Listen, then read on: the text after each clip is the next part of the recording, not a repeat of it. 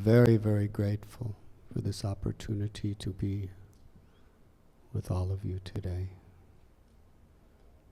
My special gratitude to Rita Nethersall, the Assistant Dean, Patrick Day, the Vice Chancellor, and Fatima, the Office of Student Affairs,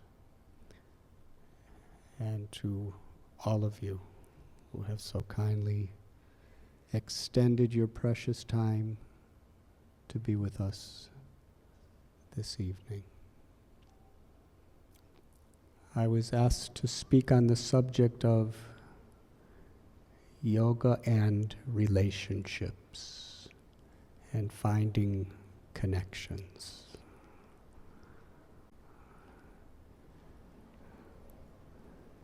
I'd like to begin by sharing a remembrance of what I learned from one yogi in the Himalayan mountains about 40 years ago. At that time, I had just turned 20 years old after hitchhiking from London to the Himalayas, seeking meaning and fulfillment, what I believe everyone is looking for in various ways within this world. Although being brought up in the United States of America, where there was much prosperity, at the same time, in the 1960s, there was much confusion and serious questions in the minds of the youth. I came to my own conclusion that if we do not have something very deeply meaningful that we're striving for in life, if we don't have an ideal we're willing to die for, we have nothing really very fulfilling to live for.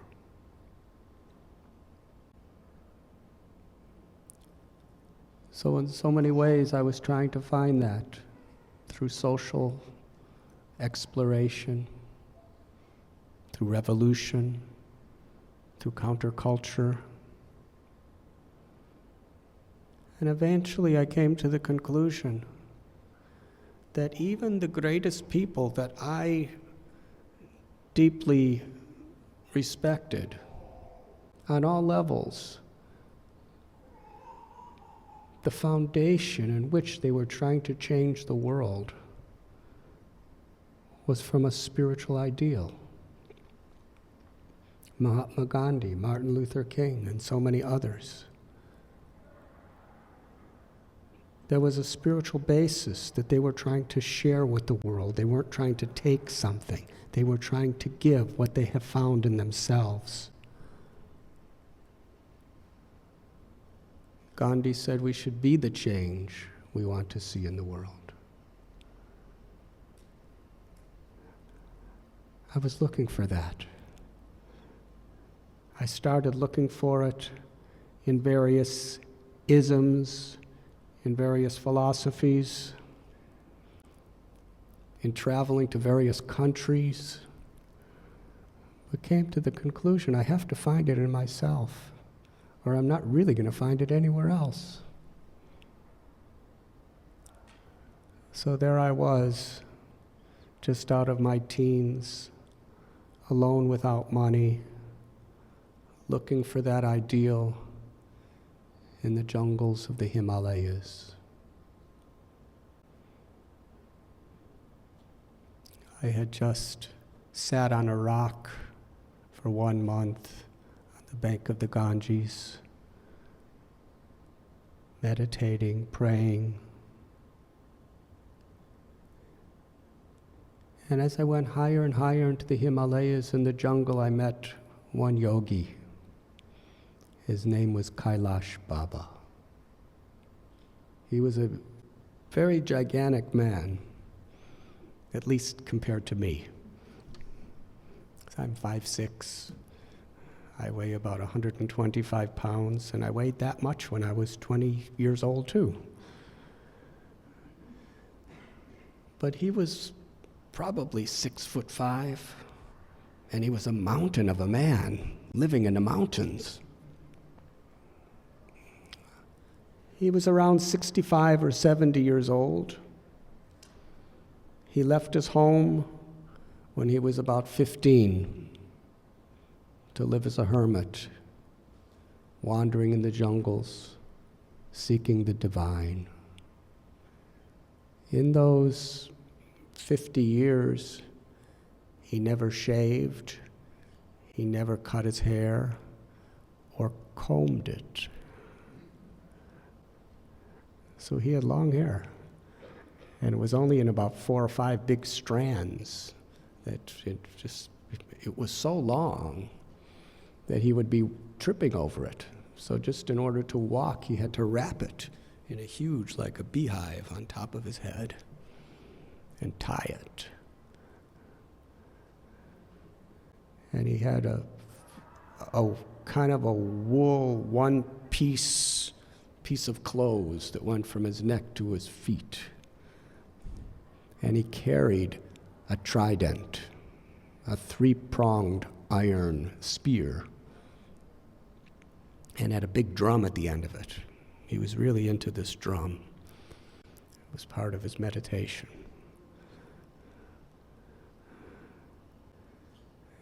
And when I met him, he became like a father to me. He saw me wandering alone. I think he felt sorry for me.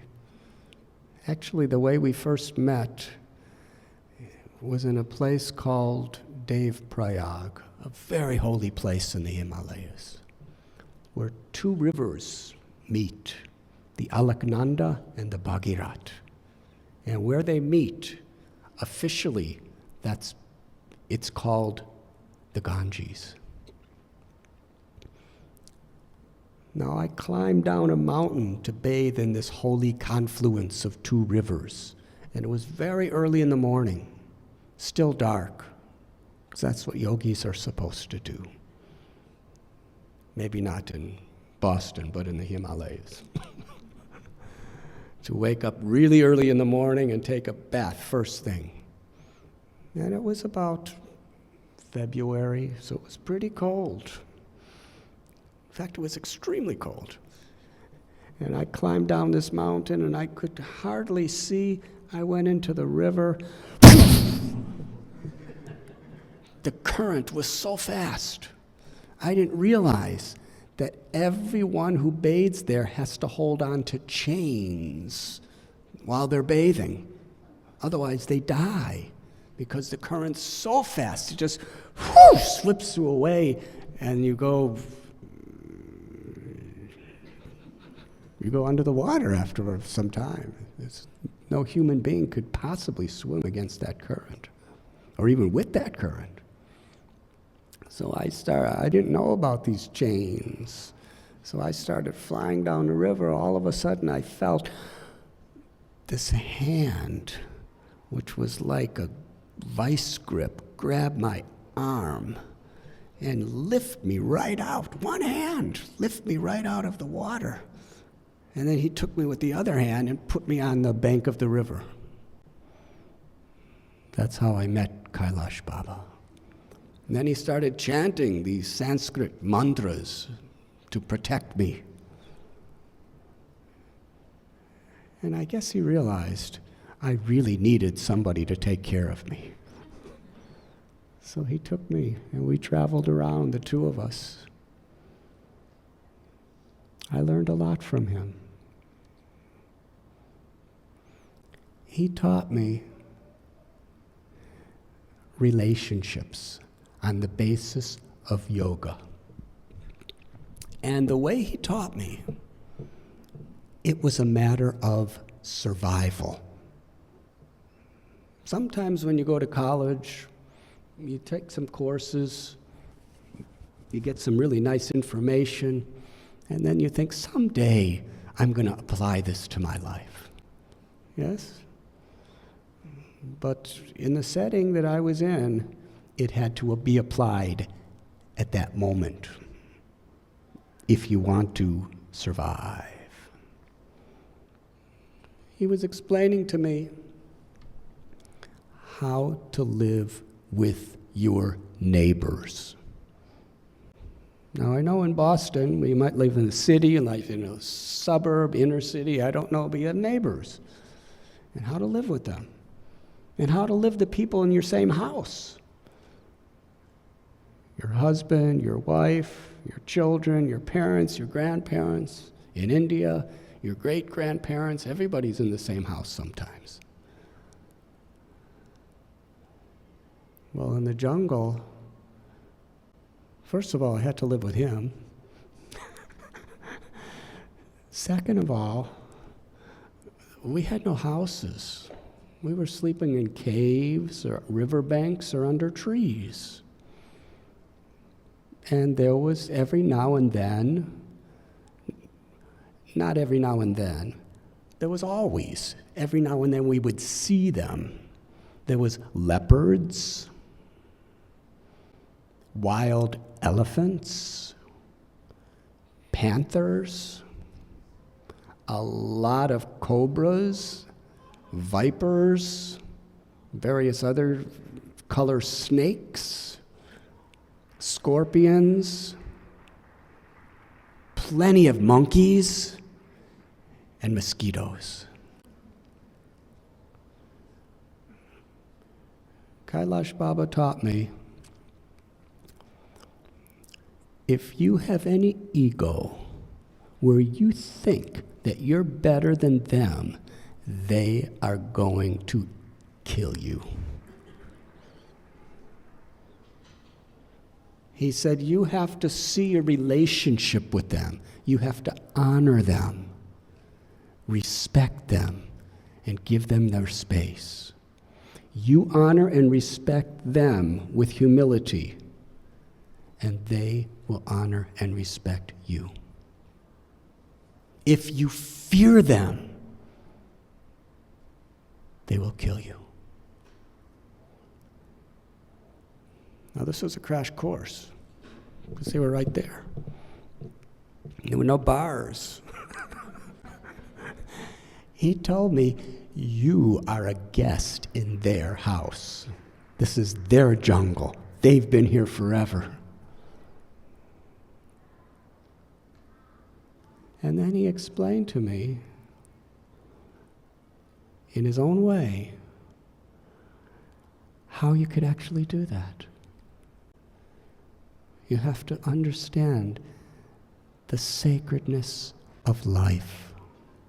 Wherever there is life, there is a spark of divinity. There is a part of God. And that spark of life is who we are. And that spark of life is who they are. And if we understand that we are all from the same origin, aham bija pratapita, in the Bhagavad Gita, Krishna says that I am this father and mother of all living beings. And in so many of the great spiritual paths, we find that we all have a common origin, Ishvara, the divine, or God, who has many names. And if we recognize that godliness, that spark of life which is so sacred and so precious and divine, as the source within ourselves and in the source within others, then we actually understand we're brothers and sisters. We can honor each other and respect each other.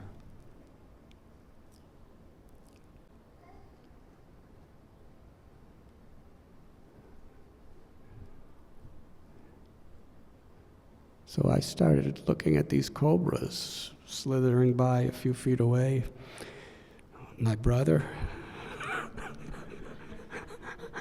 I honor you from a distance, but I honor you. He told me you have to keep a distance from them. If you come too close, that's not honoring them, because you have to honor them. Honor the leopard by understanding he's more powerful than you. That little spark of God has a body that can rip you to pieces. And that little spark of God in the cobra has a body that can bite you and kill you in a moment.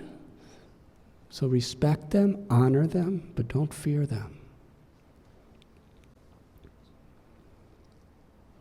This was a beautiful lesson. And then when we came into villages, he taught me something that was even more difficult. Would you like to know? How to have that same type of respect and honor for other humans. Because humans are much more unpredictable than leopards or panthers or cobras or even monkeys. And he taught, now you are a penniless wanderer. You should learn how to beg with dignity and integrity as an offering to the divine.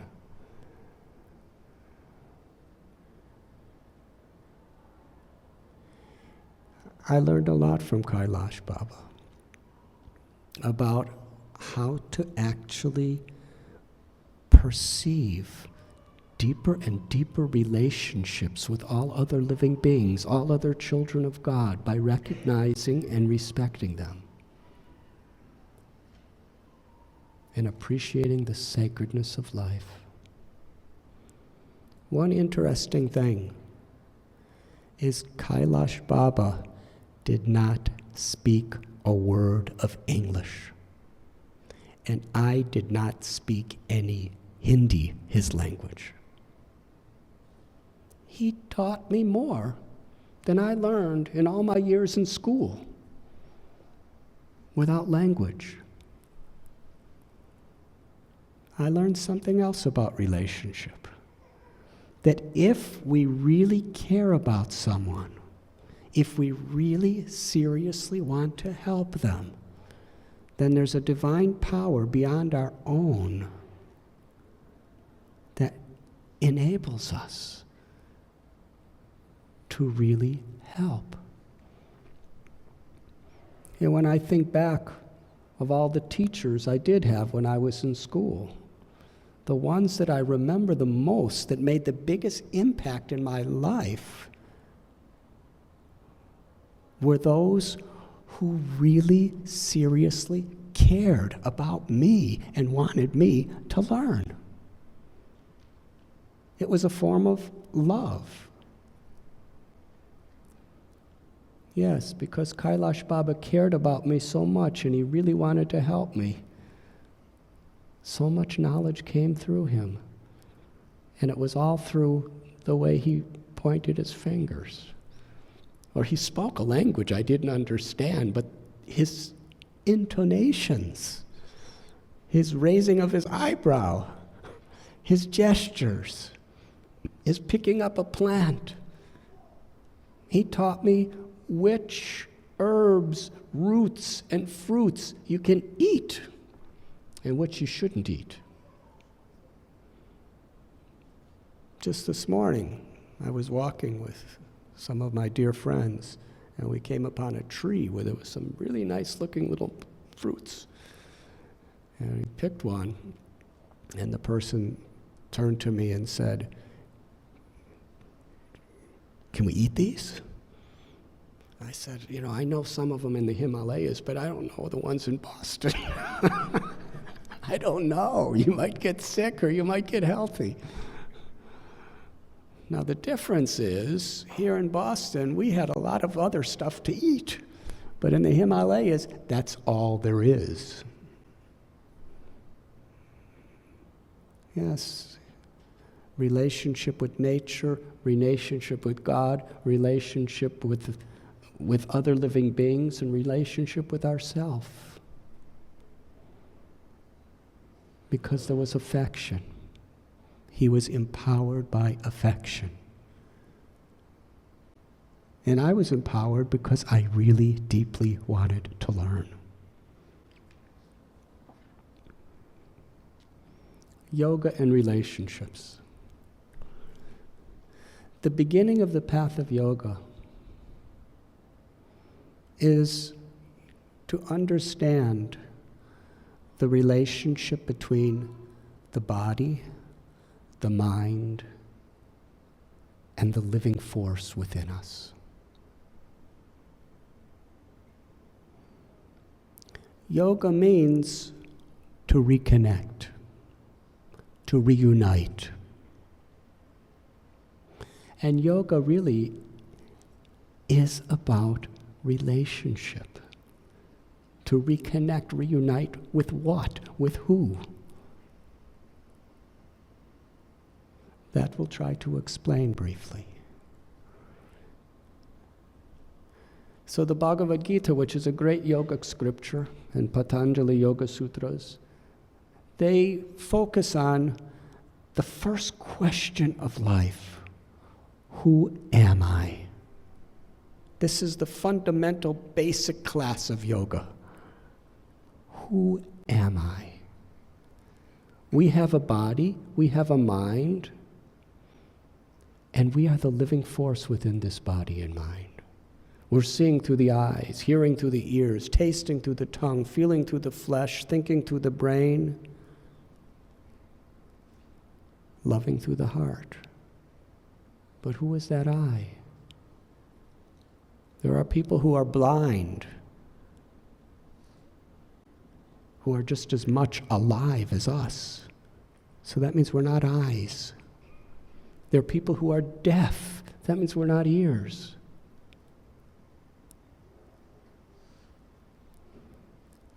According to the great saints and the great yogic scriptures, we are the Atma, the everlasting, eternal, living force, the soul. Living within the mind and the body.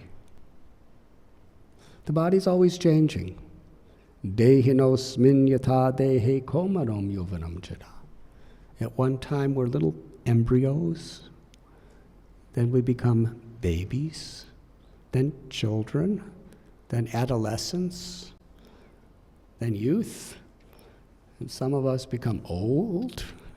We all become old, but some of us are old. And eventually we have to die. It's inevitable. Death is as natural as the setting of the sun at the end of the day. Why is it that we're so much afraid or traumatized by death? And why is that common to almost everyone? It's because we are this eternal, everlasting soul. But when we identify ourselves with the mind, which is always changing, according to certain research, the average human being has 60,000 separate thoughts every day. The mind function is accepting and rejecting, thinking, feeling, and willing. We could be having the most happy day, and then just one little piece of news comes, or we step on a thorn, and all of a sudden our mind is tormented. One day we want to embrace someone, one day we want to beat them. The next moment. It's the nature of the mind. It's always changing. The body's changing. But who is that witness? Who am I?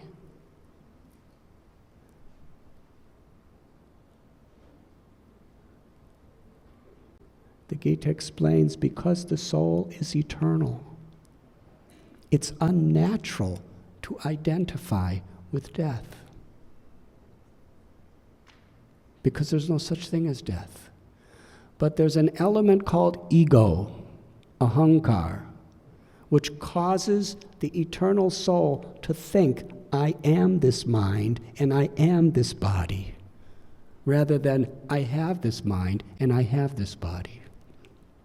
As Rita so beautifully said in her wonderful little talk before this lecture of mine, she said, we are not humans seeking a spiritual experience. We are spiritual beings having a human experience. And understanding that principle puts the whole perspective of life into a new light. So what is the relationship of the body, the mind, and the soul?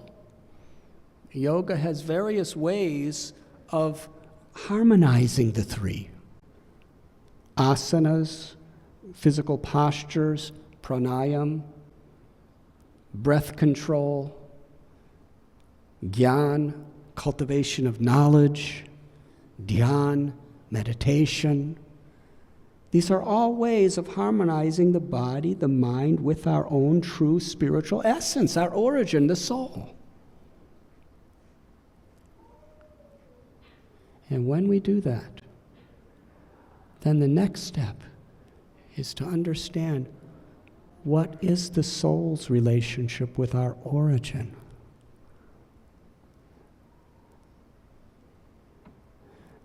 An example is this. We're driving in a car, and there's different types of cars. I came here today in a Honda. On the highway driving, there was Chevrolets, and there was Fords, and there was BMWs, and there was Volkswagens, and there was some old, kind of, what do they call, extinct species or endangered species like Pontiacs. Now, I can go from one car to another car. The driver's the same. So the car and the mind are like a vehicle, but we're the driver. And what is the need of the driver? The need of the car is gasoline and oil. But if we try to drink gasoline and oil, are we going to be satisfied? We have another need. So yoga is to give the body what it needs, because the body is sacred. From the perspective of yoga, everything is inherently sacred if we see it in the right perspective. Because this human body especially is a vehicle that can be utilized to take us to the most enlightened state, liberated state of pure divine love, to realize our eternity.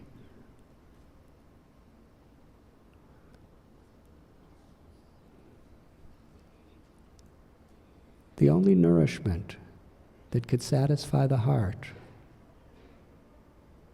is love. Food, sensual pleasures, wealth, and prestige can satisfy the mind and the body, but only love could satisfy the heart. During my journey, when I was visiting the ghettos of Calcutta, I lived with Mother Teresa for some time. And I remember she told me something I quote often because it's so universally essential. The greatest need in the world is to solve the greatest problem. And that problem is hunger. Not hunger of the stomach, hunger of the heart. She told me that she travels the world. She has been to London, New York, Los Angeles, Boston, Sydney, Bombay. And she said, in the rich, in the poor, in the powerful, in the weak, she sees the same hunger. People are starving for love.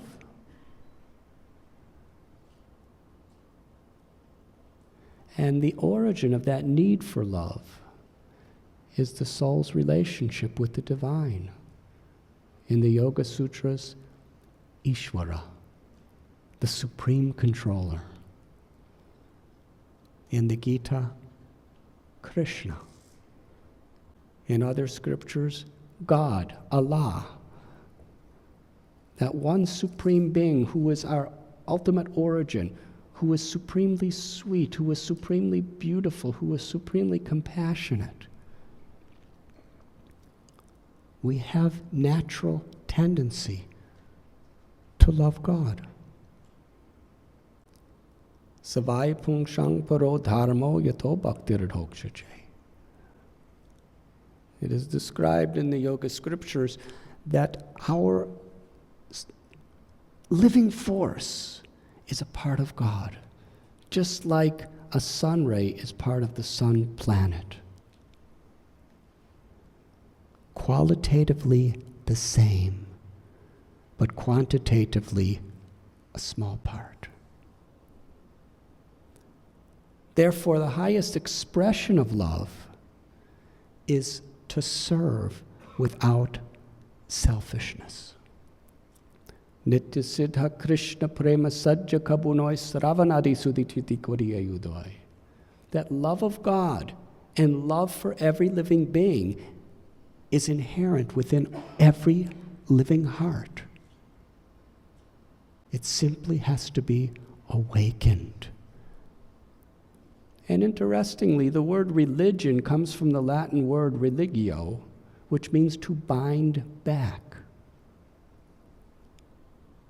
Yoga and religion mean the same thing, to reconnect with our relationship with our true self, with God, and through that, with nature. Today there's so many environmental problems, and we can try to deal with them in so many ways. But the fundamental root of the problem is relationship.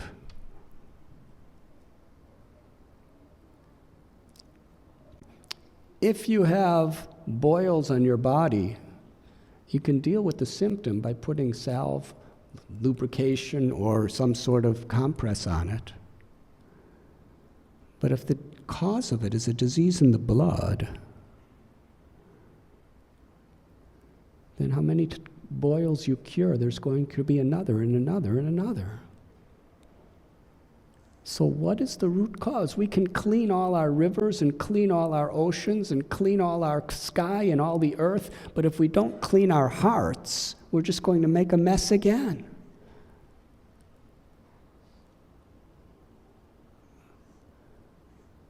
Pollution in the ecology of the human heart is the root cause of our environmental crisis today.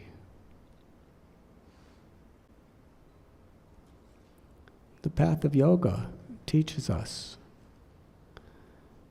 our relationship with nature.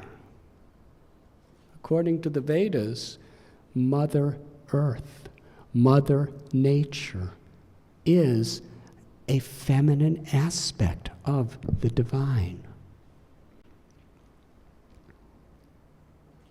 And like a mother, she is providing everything for all of us at all times.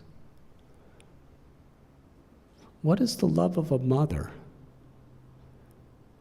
None of us would be alive without the love of a mother. A little baby is totally helpless for protection, for food.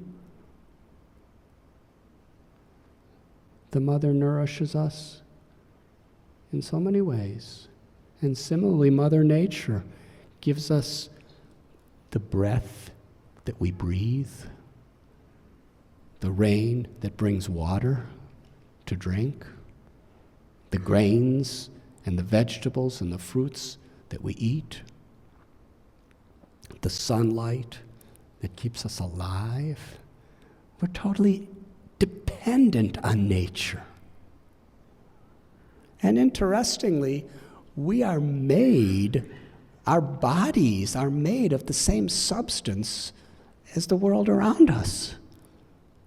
It's a mixture of earth and water and fire and air, yes?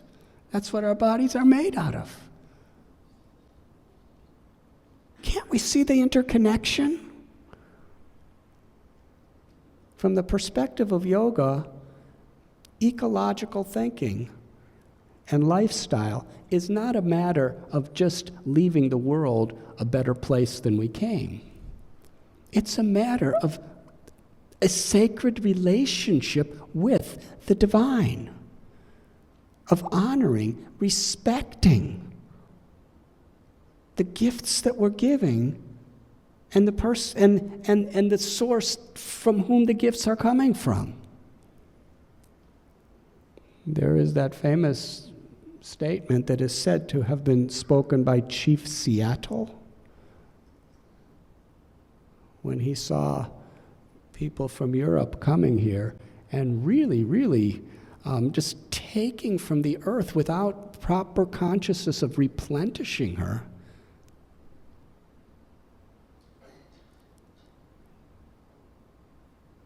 So what you're doing should be understood in this way. If you pollute and defile the bed that you sleep in, you are going to have to sleep in all that stuff. There's a golden rule for ecological economics that what we take from Mother Earth, from nature, we should be responsible to put back in a good way. Because what we give back to the earth after we take, what we give back is eventually what we're going to get in return. And that's what's happening today. We're taking wonderful food, wonderful water, wonderful air. We're taking so many beautiful things, and what are we giving back? Oftentimes, toxic waste. I saw a statistic for every truckload of food we take from the earth, we give back several truckloads of toxic waste. And eventually, what are we going to get back? That. Mahatma Gandhi said that Mother Earth can provide everything for everyone's needs. But Mother Earth cannot provide for even a few people's greed.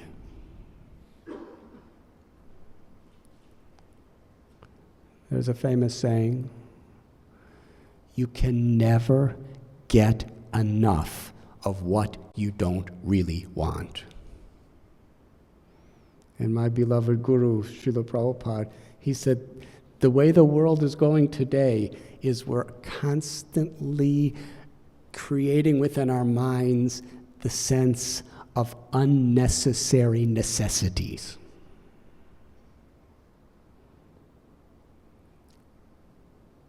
The problem is relationship. We have a relationship with nature. We have a relationship with every tree, with every plant. We have a relationship with the air, with the sea, with the water, with the rivers, with the earth. What is the relationship? We're completely dependent. And to reciprocate with honor and respect is a human virtue. And yoga teaches the next stage, relationships with each other. There's a beautiful verse in Bhagavad Gita. Vidyavanaya sampane brahmani kavihastini suni chaiva swapakecha pandita samadarshana. Real knowledge. A really learned person or pundit, what is their quality?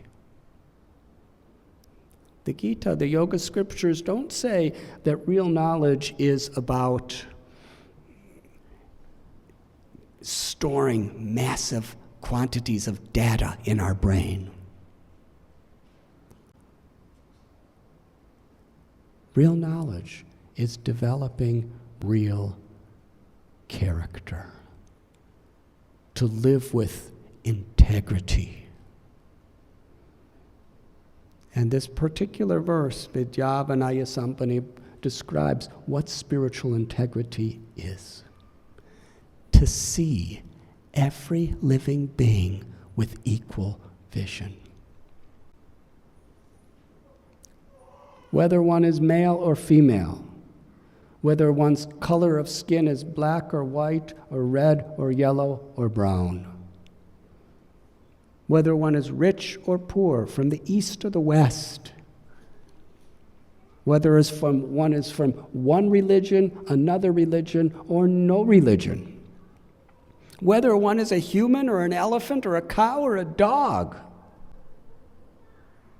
to understand that sacredness of life, that part of God that is within us all. When we realize, when we experience who we really are in our own relationship with the divine, we spontaneously, naturally learn to love every living being. And this is the first commandment of the Bible. To love God with all your heart, mind, and soul, and love your neighbor as yourself. If you love God, you can only love your neighbor as yourself, and you see that everyone is your neighbor. Relationship.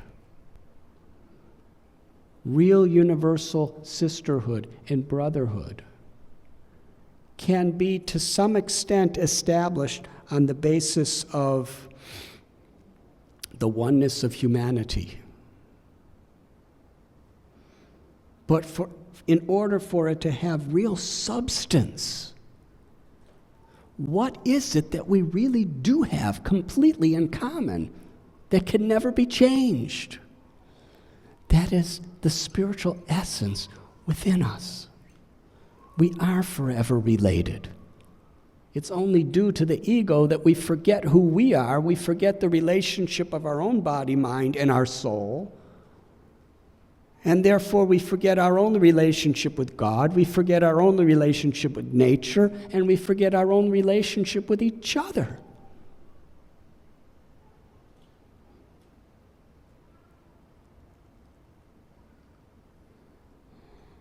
In a household, in a family, if we focus our connections on a higher principle, then we will have the strength and the power to overcome the difficulties that come between us. And they will come inevitably. Real love in this world is not just about the sensation of the euphoria of romance, because that comes and it goes. I have seen in my 60 years in this world, people looking at each other in the eyes and seeing the stars and the moon and the heavens. And a few years later, they're looking at each other's eyes across from the judge's bench in a divorce court. And they're not seeing the heavens. They're seeing something very different.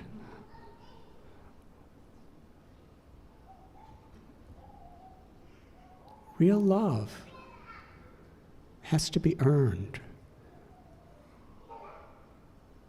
I remember when I was a child, I think I was about 8 or 9 years old. My mother was putting cosmetics on her eyelashes. And I was sitting on her bed watching her as she was in front of the mirror. It's like yesterday, although it was over 50 years ago. And she said to me, "Everyone loves your father, and everyone loves me, but we do not love each other anymore. We have decided to separate." When I heard that, it was like the whole world just disappeared from under me. I felt so disoriented. It was like my heart was being cut in two. I was so confused. I started to cry. My mother looked at me crying, and she couldn't say a word, and I couldn't say a word. And I ran outside.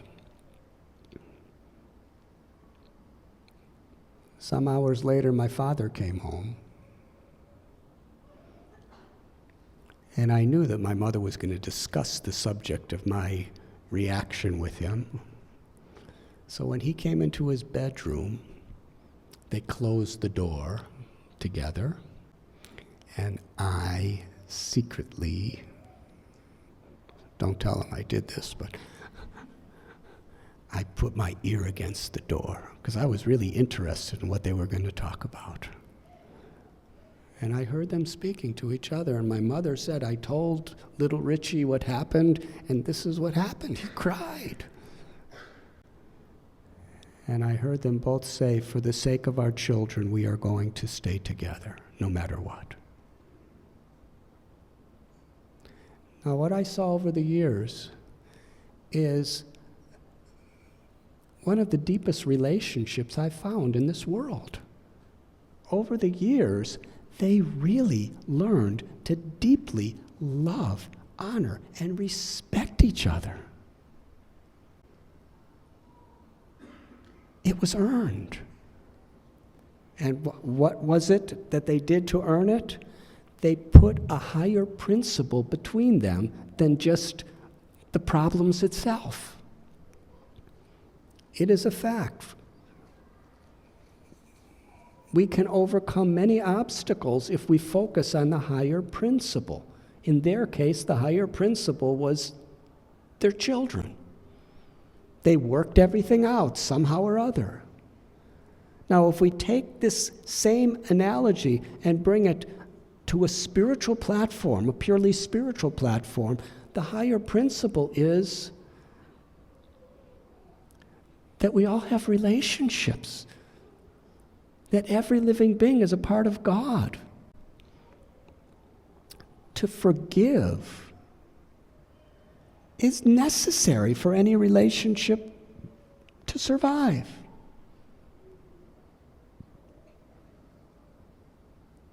Nelson Mandela said that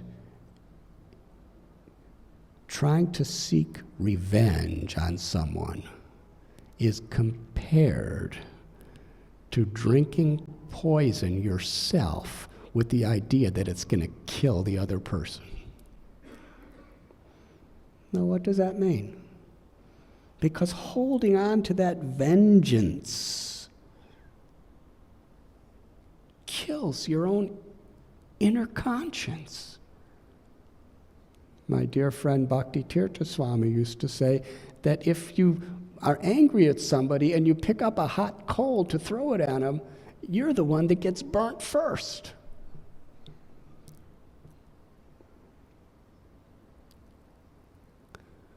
But how do we rise above these angers and these envies and these arrogance and all of these other passions?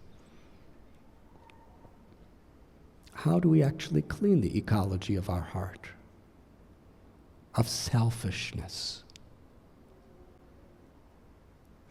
That's the actual purpose of yoga. That's the purpose of religion. My beloved Guru Dev, Srila Prabhupada, he would say that real spirituality is not about being a Hindu or a Muslim or a Christian or a Jew or a Buddhist or a Jain or a Sikh or a Zoroastrian or anything else.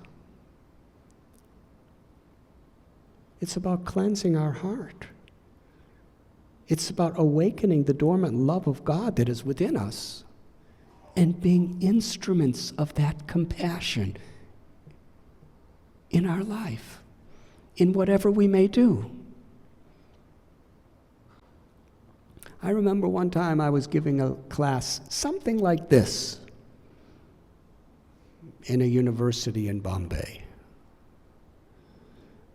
Now, I warn you, if you give a class at a university in Bombay, be careful about asking for questions.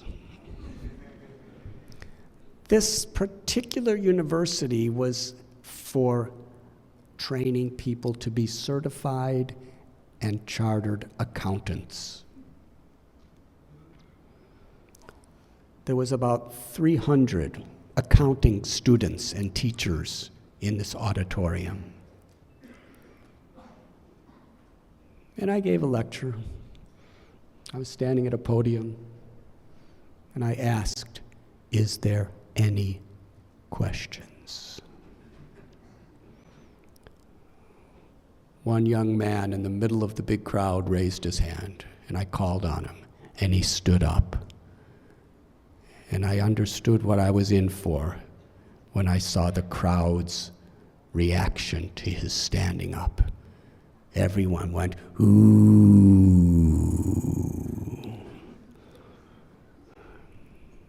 And he really stood up with his head tall. He was a big guy. And I could see that he was really known for being a charismatic leader of this college.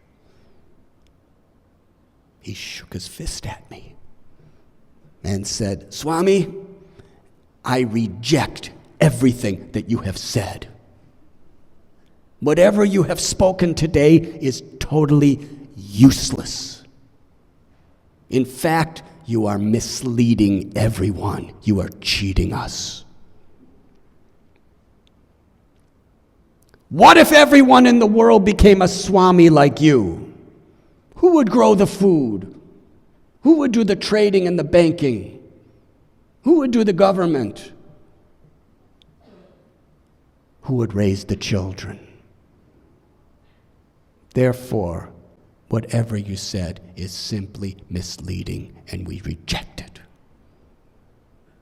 He said it with such force and conviction that all the students in the entire auditorium stood to their feet and gave him a standing ovation.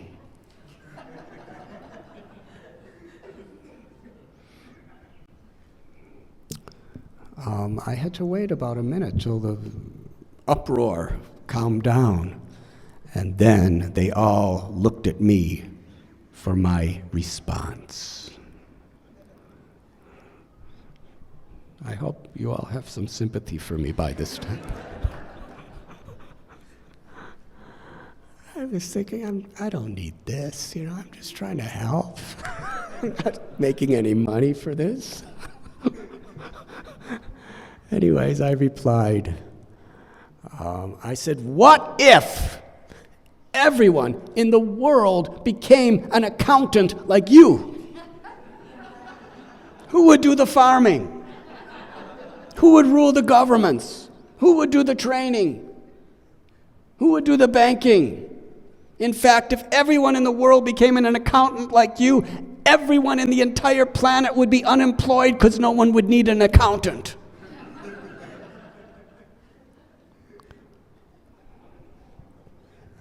And I said, there's a need for farmers to grow food, and there's a need for bankers to do their financial duties, and there is a need for governments to rule to make sure everything is in order. And there is a need for mothers and fathers and teachers, and there's a need for accountants, and there's even need for swamis.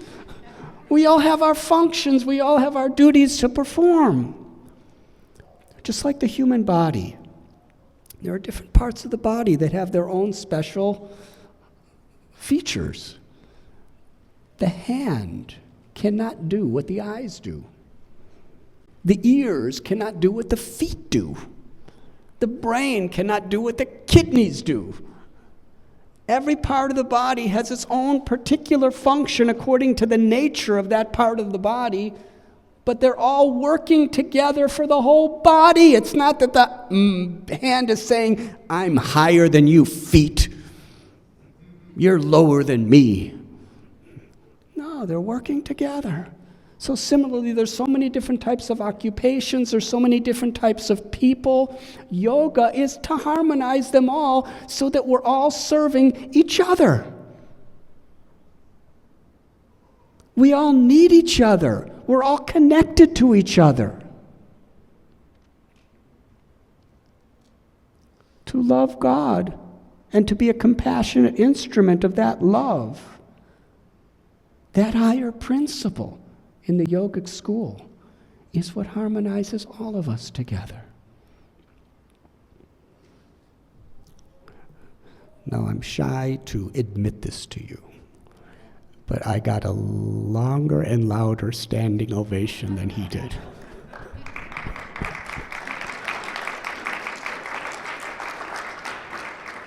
And the best part of it is after I said that, he was still standing up. He went like this and smiled and sat down.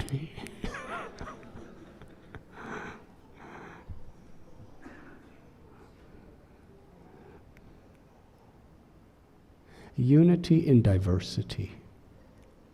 There is so much diversity in this world, diversity of religions, diversity of races, diversity of nations, diversity of people's talents and attributes. To be able to actually appreciate the unity that we all have, that is the yoga of life. That is real spirituality.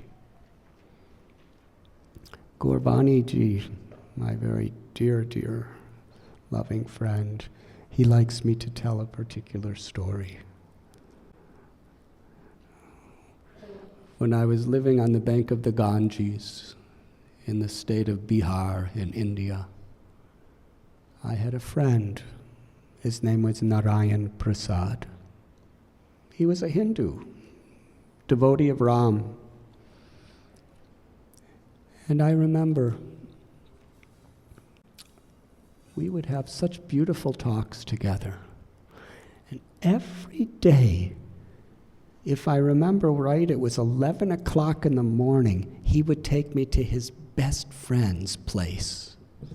It was the Magadha X-ray Clinic. I still have it in my address book. And his friend's name was Mohammed. He was a Muslim. And each day, the two of them would discuss. Narayan would speak from the Bhagavad Gita and the Hindu scriptures. Muhammad would speak from the Holy Quran, with Islamic teachings, and they welcomed me to speak all the different kind of stuff I learned.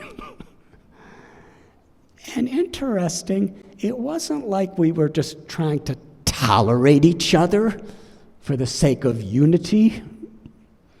There was appreciation, there was love. They were really interested in what the other person was saying, and their faith and their teachings. And one day I was sitting alone with Narayan, the Hindu, and I asked him a question. I said, how is it in a country where there is so much communal conflict between Hindus and Muslims that you, a Hindu, is best friends with a Muslim? I'll never forget his answer. He said, If a dog has a master, and the dog loves his master, the dog will recognize the master any way the master dresses. Sometimes he will wear a tuxedo. Sometimes he'll wear a t-shirt and jeans. Sometimes he'll just be in underpants. Sometimes he'll be naked.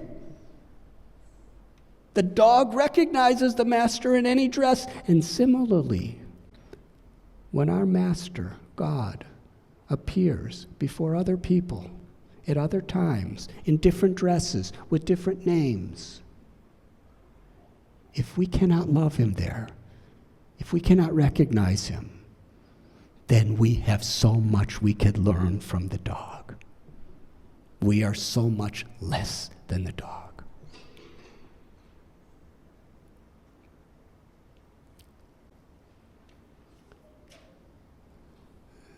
A real yogi is called Saragrahi, one who seeks the essence.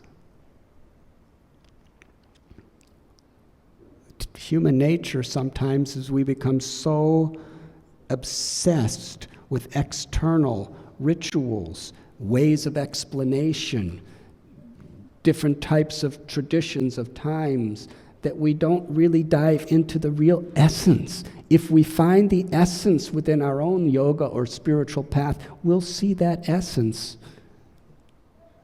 as the foundation of all great spiritual paths. If we see the essence within ourself, the sanctity within our own life, we will see that essence within every living being and within nature herself.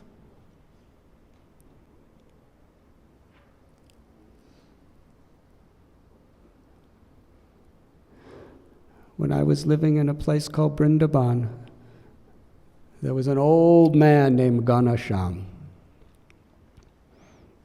And he just loved to serve others. I remember one night, it was really cold and it was in the winter, and I used to sleep on the riverbank every night, and I came to see him and I said goodbye.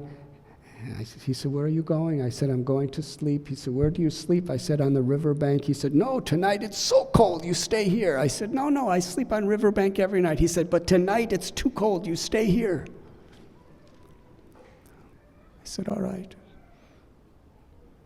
Now, he just lived on the floor. He slept on the floor in a hallway of somebody else's house. He had a little temple in a closet where he did his worship.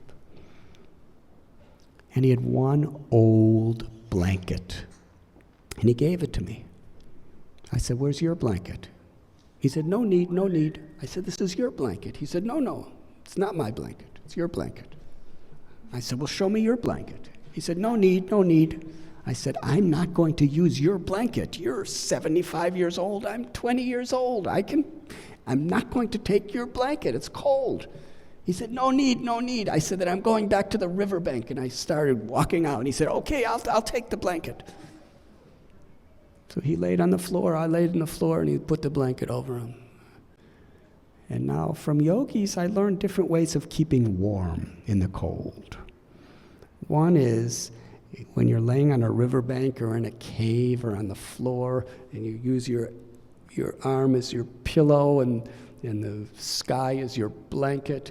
One way to keep warm is you curl up as tight as you can, your body. You curl, and that gives a little heat to keep you a little warm. So I did that, but it was really cold that night. And I kind of dozed off. And a few minutes later, I kind of woke up, and I felt warm. I was wondering, what's going on? Why am I so warm? Then I looked over at Ganasham, who was laying next to me, and there was no blanket on him. He was trembling like a leaf in a windstorm. And then I looked and I saw the blanket was on me. As soon as I fell asleep, he put the blanket on me. So I took that blanket, and very quietly, very secretly, I tried to put it on him, but as soon as I touched him, he jumped up and said, "No need, no need." I said, Ganesham, this is your blanket. He said, no need, it is not my blanket, it is your blanket. And we started arguing. I said, then I'm leaving. And then he said, all right, I will take it. So he put the blanket on him, and I curled up. A few minutes later, I woke up. I was warm. And I looked over, and there was old Ganesham, and as soon as I touched him with the blanket, no need, this blanket must be for you. You must be warm. I said, Ganesham, no, I'm not going to take this blanket. He says, please take this blanket. And he would say, you are Krishna, you are God's friend. And the only joy in my life is to serve those who God loves. God loves everyone. And the only joy in my life is just to serve those who God loves.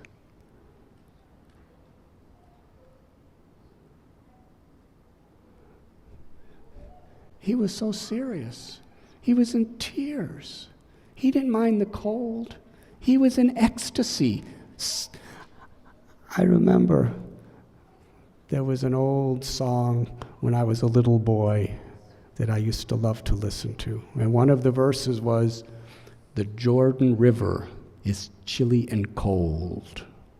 It chills the body but warms the soul. Accepting inconveniences for a higher purpose, for an unselfish purpose of helping others, serving God and serving others, is the greatest joy. Bhaktivinoda Thakur, he was a married man with 10 children, a saintly wife named Bhagavati, and he worked in the British court system in India when it was under the rule of the Raj.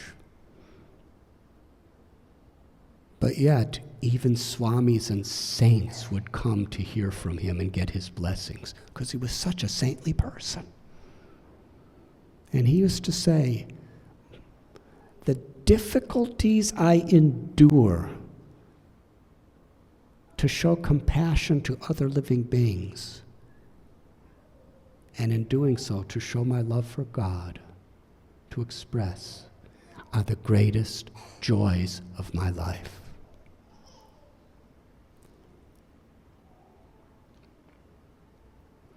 Yes, we are all connected forever.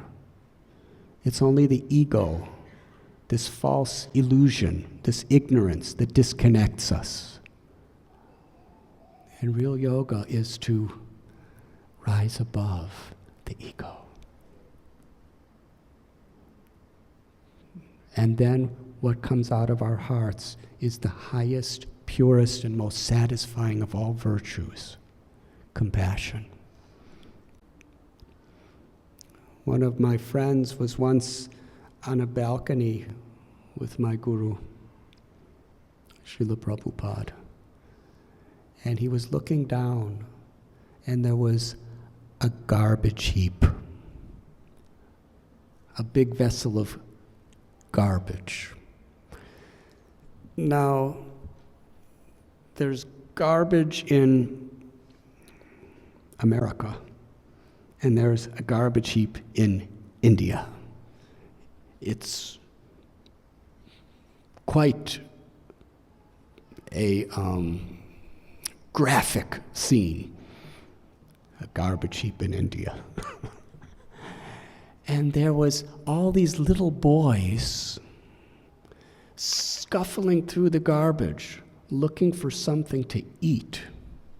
And there was a pack of wild dogs, starving dogs, who were going through the same garbage, trying to find something to eat. And the little children were fighting against the dogs to get some garbage to eat. That's how much they were hungry.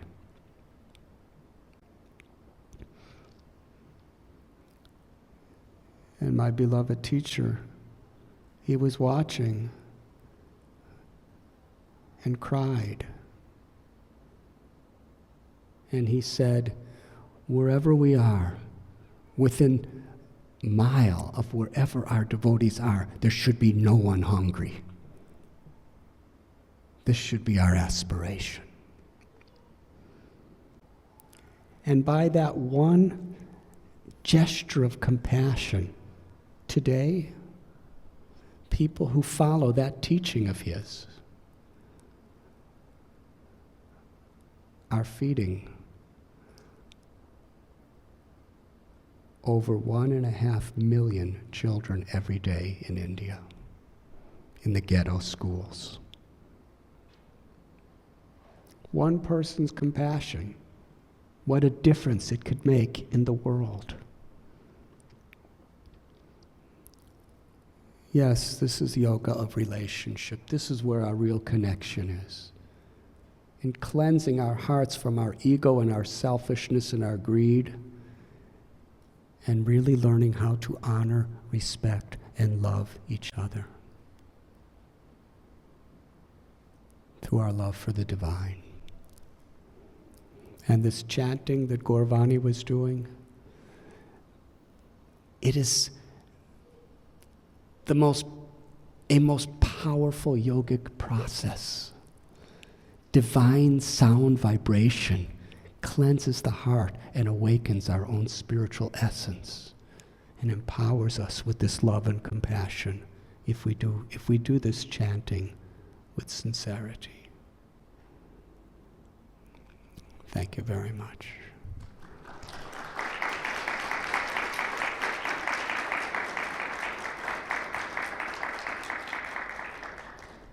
Is there any questions anyone would like to ask?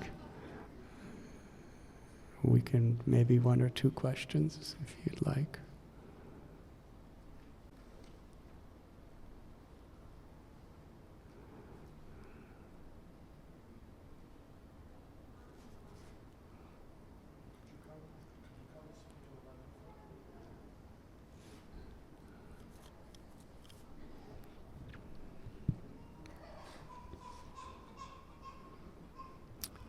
What is the time?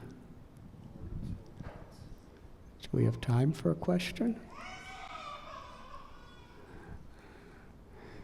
My special gratitude to Vanamali Panditji.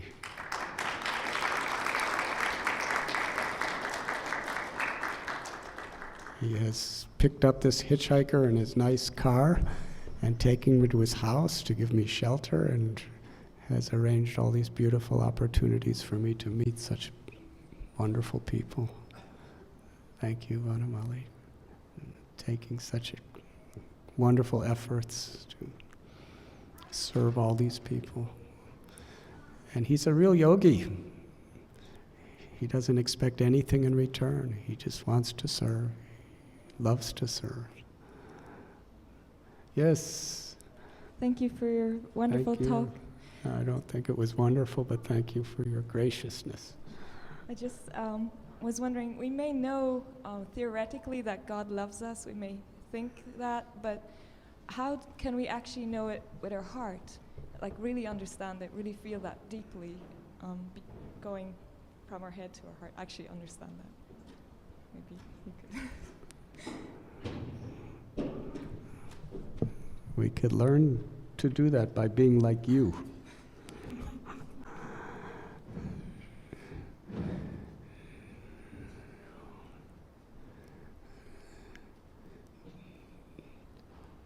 We may know that a certain food is nutritious, or a certain medicine can cure our sickness. So that's important. We have to know it first. But knowing it only has use when we eat it. So there's Gyan and there's Vigyan. There's theoretical knowledge, and there's experience, realization. It's like if you have a map, you have to know where you're going and how to get there. But they can't just sit home and think that's enough. You actually have to get up and go. So similarly, great teachers have given us the theory, the concept of what we really can aspire for and achieve in life.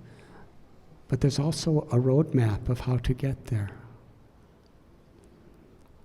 By applying these teachings to our life with sincerity and honesty, we gain direct experience.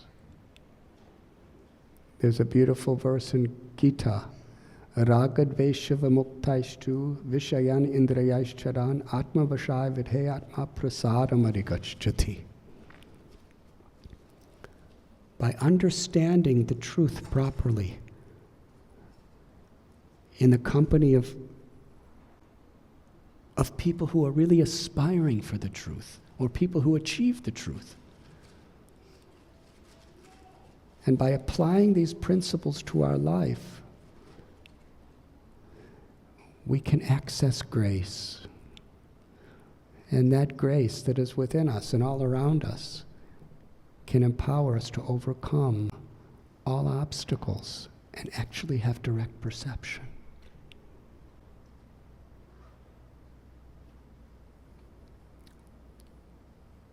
There are so many frequencies for the radio.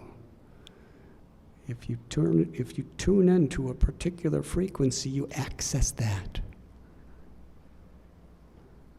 There is news stations, there is sports stations, there is soap opera stations, there's comedy stations.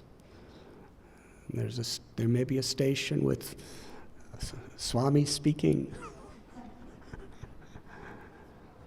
Many stations.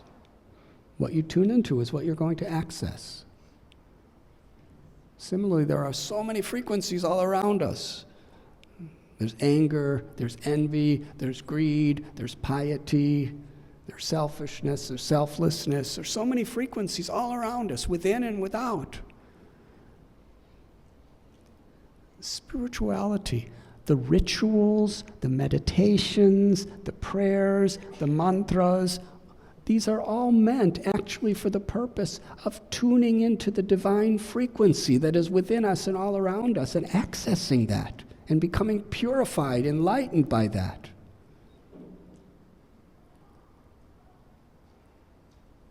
Yes, we have to forgive ourselves if we really want to forgive others. And learn and grow and always be striving to do better. And at the same time, tune in. That's what this kirtan is. It's tuning into a divine frequency to connect us to that beauty that is within each of our hearts. As parts of God, we are all infinitely beautiful. We are all infinitely loving. We are all infinitely compassionate, and nothing in the world can possibly change that. Nothing we do could ever change that. It could cover that, but not change it. And if we are sincere, through yoga, through real spiritual path, we can uncover that and awaken that love. In our yoga, it's called bhakti yoga. It's for that purpose, to uncover the love that is within us. Does that answer your question? Thank you. Yes, sir.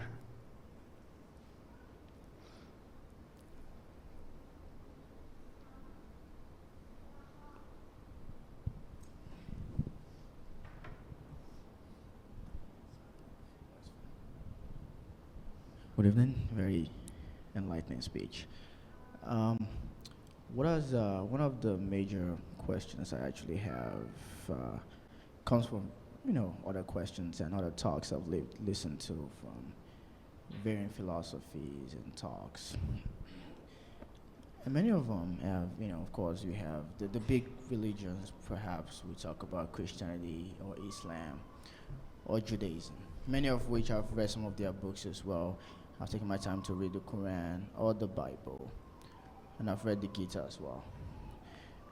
When you listen to some talks, what has been your response to many who say the existence of the divine is not necessary, or it's not necessary to find a God, or in the life we live these days, there is no point for a God. What has been your response to this?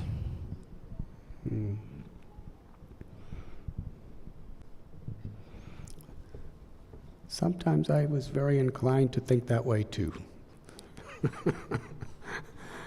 Because look in the world today. Not only today, but throughout history. Christians killing Jews, Muslims killing Jews, Christians killing Christians, and Muslims killing each other, Hindus and Buddhists killing each other, Buddhists and Christians killing each other, Sikhs and Hindus killing each other, Muslims and Hindus killing each other.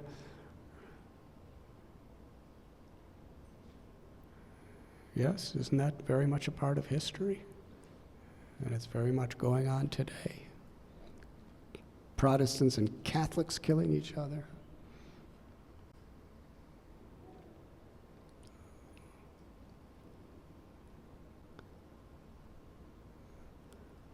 Why, if there's one God who's a God of love, why does religion in his name divide us and cause us to hate each other? Does it make sense?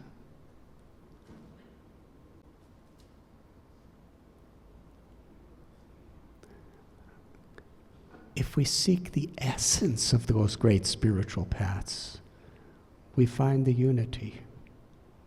We find the really what it means to be a Hindu or a Muslim or a Jew or a Jain or a Buddhist or a Christian or Zoroastrian or whatever we may be, to transform our character, to be an instrument of love and compassion.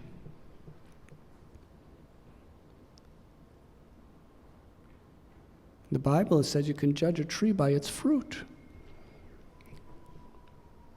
Are we actually following our religion?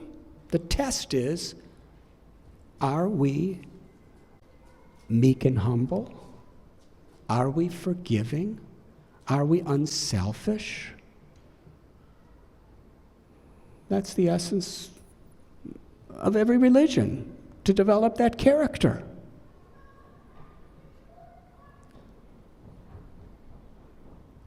So yes, from a spiritual perspective of our traditions, without the concept of the divine, we could be good people, we could be pious people, we could be charitable people. But to actually access that ecstatic divine love within our hearts and be instruments of that love, for that to connect to the divine and understand the essence that is required. So we could be very, very good people to a certain extent, but to understand the eternal nature and the eternal love within us, a path that brings us to the divine is necessary. But that path should be inclusive rather than egoistic. Does that answer your question? Because the conflict between so-called spiritual paths is not based on religion. It's based on arrogance, insecurity, and envy. And we take those qualities and we try to empower them and facilitate them in the name of God. That's very dangerous.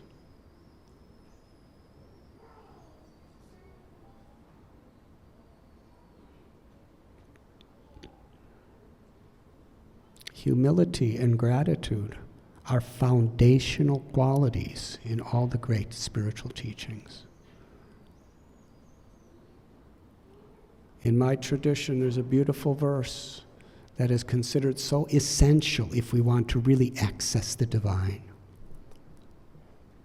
Whether we are professors, or politicians, or farmers, or businessmen, or financiers, or mothers, or fathers, or students, or swamis, if we apply this principle, we can access the divine. Trinadapi sunichena taror iba sehishnuna amanina manadena kirtaniya sadahari. To strive to be humble like the grass, tolerant and forgiving like a tree, eager to offer all respect to others and not to demand or expect respect for oneself. When we really want these qualities, when we strive for them, then when we chant the name of God, when we pray to God, we will directly access and experience the beauty of the divinity within ourselves and be empowered by that.